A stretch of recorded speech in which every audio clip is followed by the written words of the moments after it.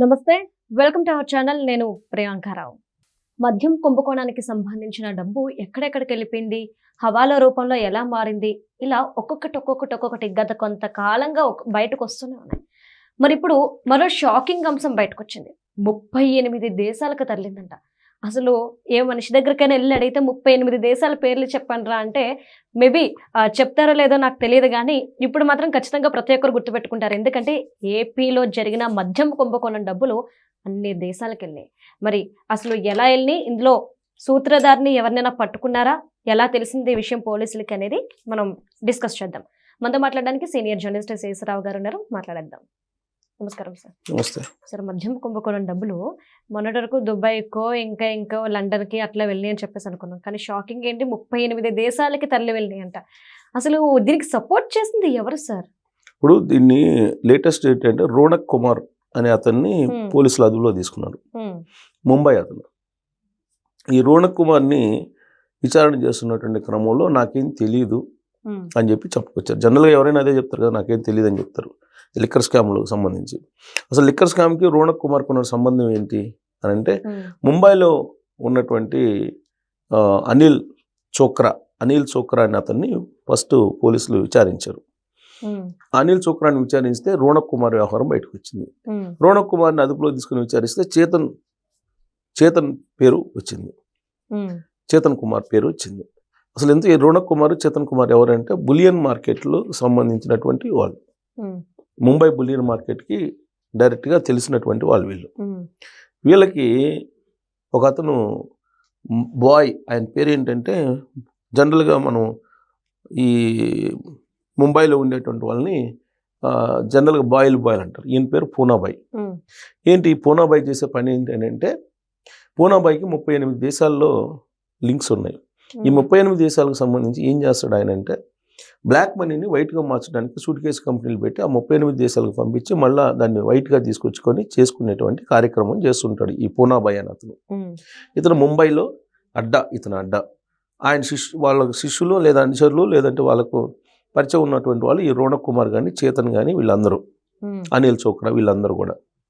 So ఈ పూనాబాయి ఏం చేశారు, ఈ లిక్కర్ స్కామ్కి సంబంధించిన డబ్బులు, ఆంధ్రప్రదేశ్లో ఉండేటువంటి లిక్కర్ స్కామ్కి సంబంధించి A1 కసిరెడ్డి రాజశేఖర్ రెడ్డి, ఇతను ఈ లిక్కర్ స్కామ్లో సంపాదించిన డబ్బులు ఏవైతే ఉన్నాయో వాటిని వైట్ చేసుకోవడానికి ఈ పూనాబాయిని అప్రోచ్ చేయారని చెప్పి తెలుస్తుంది. అంటే అనిల్ చోక్రాని అప్రోచ్ అయితే రోనక్ కుమారు అలాగే చేతన్ ఇద్దరు అన్నదమ్ములు. వీళ్ళిద్దరూ పూనాబాయి దగ్గర అనుచరులు. సో పూనాబాయికి టచ్ చేశారు వీళ్ళు. సో పూనాబాయి ద్వారా ఇక దందాన్ని మొదలుపెట్టారు. ఏంటి పూనాబాయి చేసేటువంటి దందా ఏంటంటే హవాలా, సూట్ కేసు కంపెనీల ద్వారా వేరే దేశాలకు పంపించడం, తర్వాత బ్లాక్ మనీని ఇస్తే కనుక డైరెక్ట్గా బంగారం ఇవ్వడం. ఇది వాళ్ళు చేసింది లిక్కర్ స్కామ్కి సంబంధించి.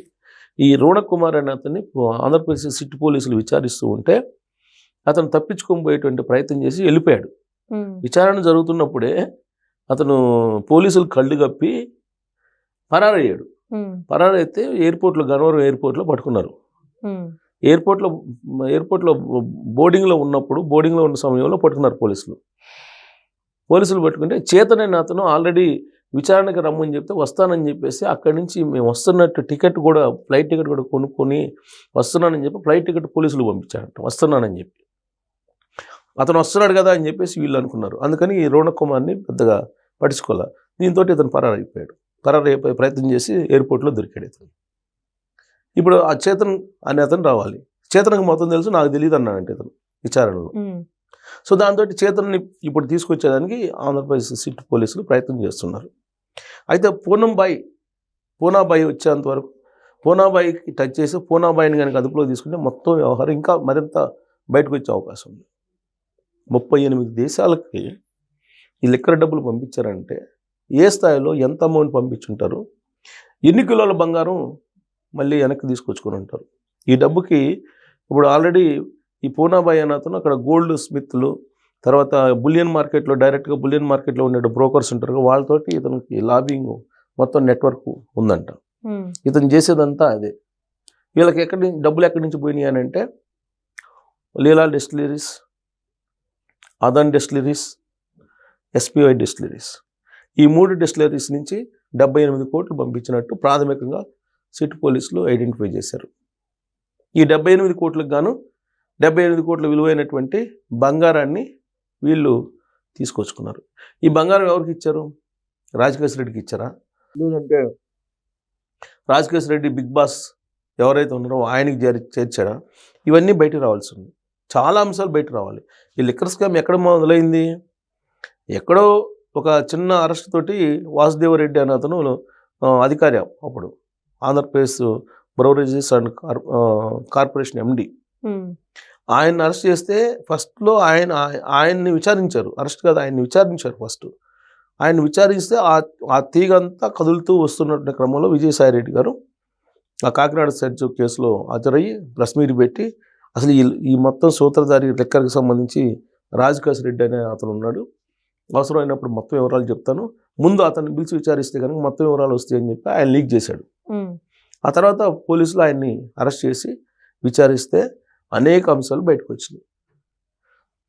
ఎవరెవరిది? మిథున్ రెడ్డిది బయటకు వచ్చింది, చెవిరెడ్డి భాస్కర్ రెడ్డిది బయటకు వచ్చింది, చెవిరెడ్డి భాస్కర్ రెడ్డి కుమారుడిది వచ్చింది, కృష్ణమోహన్ రెడ్డిది వచ్చింది, తర్వాత ధనంజయ రెడ్డిది వచ్చింది, షాడో సీఎంగా అప్పుడు వ్యవహరించినటువంటి ధనంజయ రెడ్డిది వచ్చింది, బాలాజీ గోవిందప్ప ఆడిటర్ది వచ్చింది.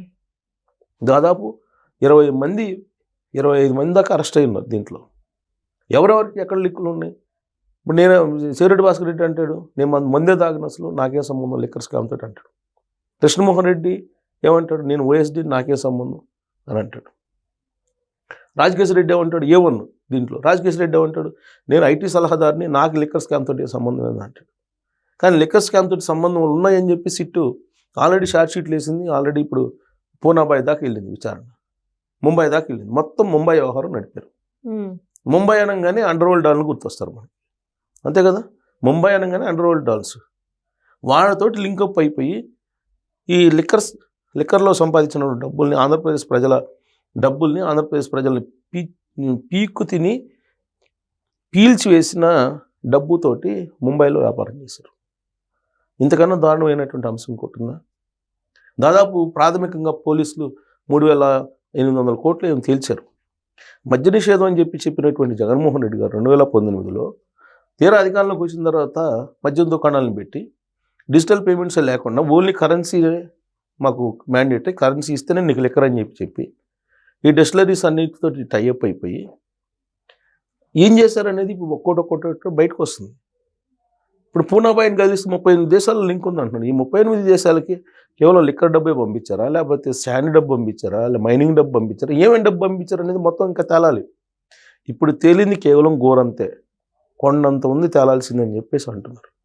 సో ఇప్పుడు మొన్న పూనాబాయి దగ్గరికి వెళ్ళింది, ఆ పూనాబాయి నోరు విప్పితే మొత్తం బయటకు వచ్చే అవకాశం ఉంది. అంటే సంపాదించిన డబ్బుల్ని మొత్తం గోల్డ్ ద్వారా దిగుమతి చేసుకున్నారు.